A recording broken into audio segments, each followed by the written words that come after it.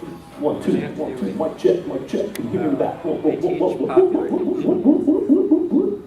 You. Sounds good. Popular Asian dances. I probably really don't need this. But it's cool. I sound a little bit cooler through a microphone. So. Hello and welcome. Come on in, make yourselves comfortable.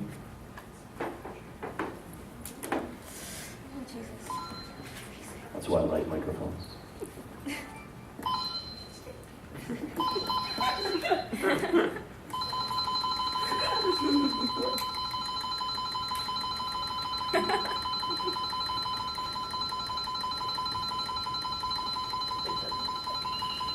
Come on. Yeah! That's hard, man. That's hard. That's hard on the thumbs.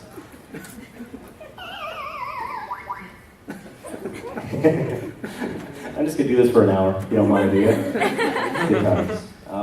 Okay, hello. My name is Brad Swaile. I'm a voice actor from Vancouver, Canada, and this is my very first time here at Timo, and I'm excited to be here, and I thank you for coming out. Hooray! Timo! So we're just gonna gab for an hour. I have you for an hour, suckers. So I usually let you guys kind of dictate what we're gonna talk about, but I figure I should give myself some kind of an introduction. So let's talk about some shows. To give you some idea of some of the shows that I've worked on, and make some noise if you've heard of some of these shows, so I can gauge if we should talk about them or not. Okay, in no particular order, has anybody seen any Gundam stuff? Yes. Okay, cool. All right, well that's something we can talk about then. Gundam's been pretty good to me. My first Gundam production was a show called Gundam Wing. Woo! Sweet. I played Katra in Gundam Wing. And then the next Gundam show that I got to work on was Mobile Suit Gundam. Yeah, that's right. He was All right. See, I'm learning. See, that was cool for me because I got to play Amuro, like the original Gundam pilot, right? Very cool. And I have a full-size Gundam, which I keep in Japan. Have you guys seen that?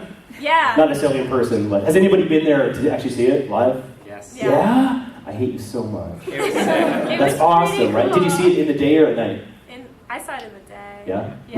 Was it like moving or anything? It made or? noises and Okay. it lit up. It was really cool. Because they have like, are there like exhaust vents and too? Like, does it billow out steam from time to time and stuff? I don't remember any steam.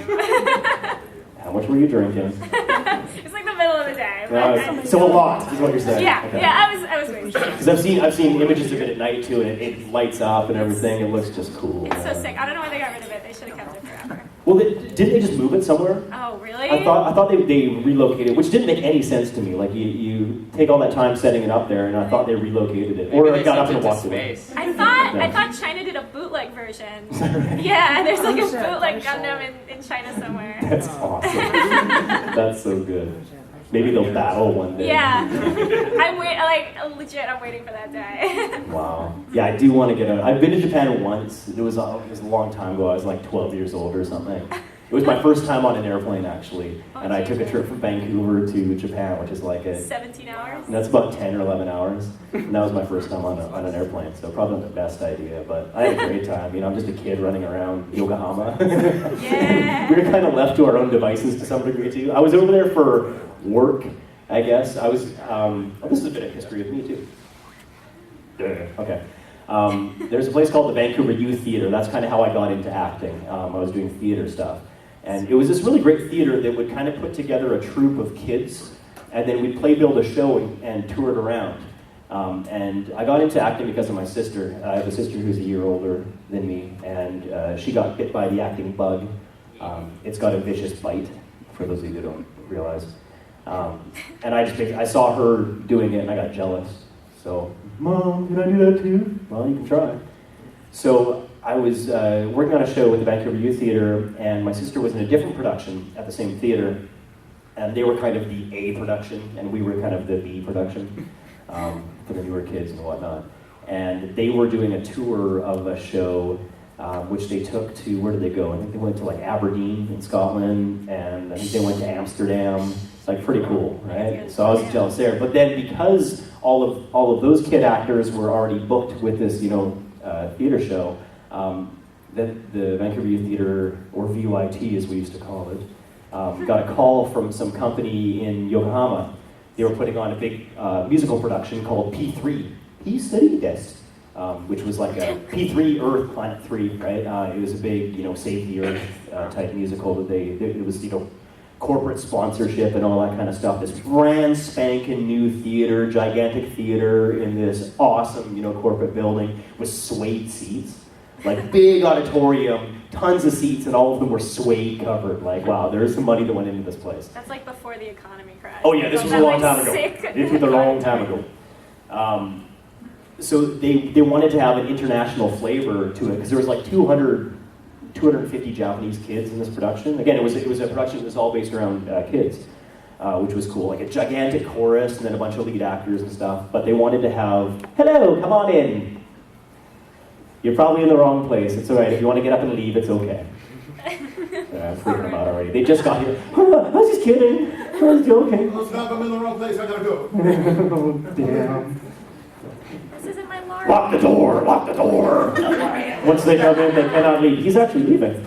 I thought you were joking. Oh, no. Well, you made it all the way up the door. That's a pretty good joke. You get one of these. I get one of these. Okay. Here, I'll give you an extra life too. Hold on. No, we're not going to go through that again. Maybe later. Where was I? Telling the story, right? Okay. Yes. I know this wasn't a question or anything, but we're just talking here. It's my panel, whatever. So they wanted an international flavor, so they invited some kids from around the world. So there were 4 of us that went from Vancouver. And then there was 3 kids from Shanghai in China. There were 3 from Odessa in Russia. And then there were 3 or 4 from Bombay, India. And we all arrived in Yokohama and started auditioning with these kids that had been auditioning the show, not auditioning. We started rehearsing this show with these kids that had been rehearsing for a while. And so we were singing in Japanese, which we were learning phonetically. A couple of the kids, there was one dude from Russia that spoke really good Japanese, and then there was a bunch of us that had no clue what was going on, so we just bowed a lot and smiled and, said, arigato, things like that. But I learned how to sing in Japanese a little bit. So that was my one stint in Japan, but I haven't been back, and I'd love to go. And I actually had a couple of friends that were teaching English over there too, so that was kind of my in, but just couldn't get it worked out. Yeah, so now, I have to go, I wanted to go back anyway, and now I have to because there's a giant Gundam over there that's just, I got the keys in my pocket, Yeah. but, I gotta go over there and start her up, at least make sure that there's fresh oil and all that good stuff. Okay, so we were talking about Gundam, that's what we were doing. Okay, tangents. Oh, this is a panel of tangents, just so you know. I'll start talking about one thing, and then I'll totally change my mind, and let's say you're going to have to try and keep me on track, if you so desire, or just let me ramble, whatever. Either serves. Ramble! Sing my song.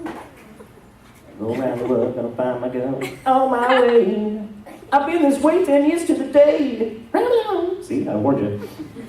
Okay, so that was, oh wow, we didn't even get very far. So Gundam and Mobile Suit Gundam, and then I got a call to audition for another Gundam series. It was called Gundam Seed. And my audition for this was a bit interesting, because I walked in there with like Gundam experience, so I'm feeling pretty good, right? Okay, I'm gonna go in there, and they got me ready for this character, his name, I'll tell you that in a second. So I walk into the booth, getting ready for my audition, and they say, Brad? I said, yes.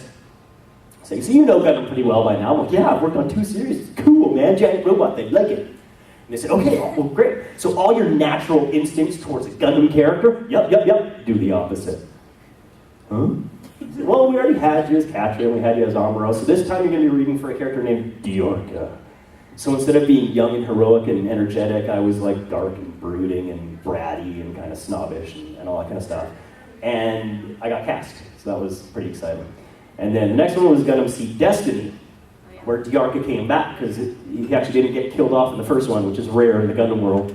I've died hundreds of times in the Gundam universe, as pilot like 39F or whatever, whose big line is, no! Or, huh? and then he explodes, right? So Diarca lived, which was good, success. And they threw another character at me too. His name is Owl. Has anybody seen Gundam Seed Destiny at all? Okay, yeah, do you? So my Owl is okay. There's gonna be a spoiler coming up, but whatever. If you haven't seen it by now, too bad. Yeah, exactly. I can't not talk about these shows forever. What am I doing here? So Owl is basically me doing like my crappy ass impression of like Cobra Commander from G.I. Joe. Owl talks like this, right? That's weird, but he was creepy looking, so we did that. Now, okay, here's the spoiler. Gundam Seed Destiny, and it was spoiled for me too, so this is just like payback. You guys can all feel my pain. I was at a convention, and I had just started working on the series, and I didn't know too much about Owl. You know, I knew about Diarca. Yeah, earmuffs if you want to, right? So I got this guy coming up to me, and I think he was doing autographs or something, and I was signing some Gundam Seed stuff. He's like, yeah, I've been watching Destiny and Japanese and stuff. He goes, what did you think when your character got killed off? I'm like, why? And then so I did a bit of research of my own, and I realized like that whole little group that he was kind of affiliated with all kind of got dropped, you know, piece by piece. We kind of lost all of them.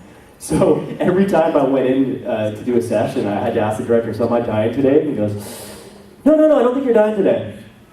Okay, good. And I had the two characters, right? So one was going to live on anyway, but I just kept waiting, like the inevitable was coming, man. When's he going to die? And then there was one point where they totally tricked me. It was like, yeah, he dies today. And I got all through the episode, like, I lived! They're like, yeah, we didn't have the heart to tell you he dies in the next episode. Like, oh, okay. They just wanted to see that little bit of glee when I thought he was maybe going to survive. No. Next week he dies. Oh, okay. Yeah. So, like I said, I've died many, many times in Gundam Worlds. So I was kind of excited. Now I have like a main character who's going to get killed off. So I'm trying to think, okay, what kind of epic death is this guy going to have? It's going to be in battle for sure. And, you know, I have battle death experience, but this time, you know, there'll be more of a character attached to it. So it's going to be good times, and it's going to be epic and triumphant, and it'll be a first for me. So we finally get to Owl's big death scene, and I'm getting kind of jazzed. You know, I've already accepted. I've gone through all the stages, you know, denial and anger and all that kind of stuff, and now I'm accepting it. So we get to his big epic battle. I'm like, okay, here it comes. It's coming. I'm going to feel like it's going to be like a big, you know, look to the heavens, no, and then an explosion and all that kind of good stuff, right? Well, it turns out in the midst of this battle, he gets impaled. So my big epic death cry for Owl sounded a little something like this.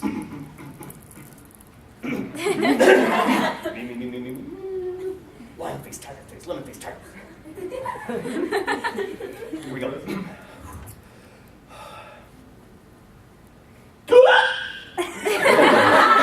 That was it, man. He didn't have time to scream because it was just like a big staff that went right through the cockpit, and all you see his eyes get big, and then his Abyss Gundam sinks to the bottom of the ocean. Like, oh, okay. Damn, that's a crappy way to go. Oh well, but Diarca lived.